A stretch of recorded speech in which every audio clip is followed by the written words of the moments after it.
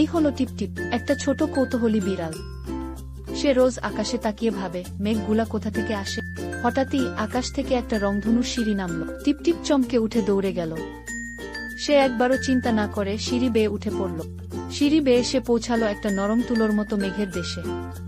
চারদিকে তুলোর মতো মেঘ, আর ছোট্ট মেঘ পাখি উড়ে বেড়াচ্ছে। টিপটিপ মুগ্ধ হয়ে তাকিয়ে রইল। একটা ছোট মেঘু কাঁদছে। সে বলল, আমি তো কখনোই বৃষ্টি ঝরাতে পারি না, সবাই হাসছে আমাকে নিয়ে। টিপটিপ হেসে বলল, তাহলে চলো, আমি তোমাকে শেখাই। ওরা একসাথে প্র্যাকটিস করতে লাগলো কিভাবে বৃষ্টি ঝরাতে হয়। একদিন মেঘু হঠাৎ করে একটু বৃষ্টি ঝরালো। চারিদিকে মেঘরা খুশি হয়ে তালি দিল।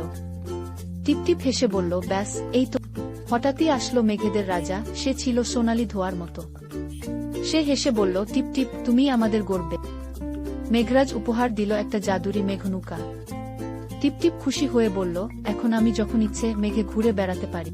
টিপটিপ রংধনুর সিঁড়ি দিয়ে নিচে ফিরে এলো। আকাশে মেঘু হাত নেড়ে হাসি দিল। টিপটিপ বলল, আবার দেখা হবে। গ্রামে হালকা করে বৃষ্টি পড়ছে, সবাই খুবই খুশি। আকাশে মেঘু হাসছে আর রংধনু ঝকঝক করছে।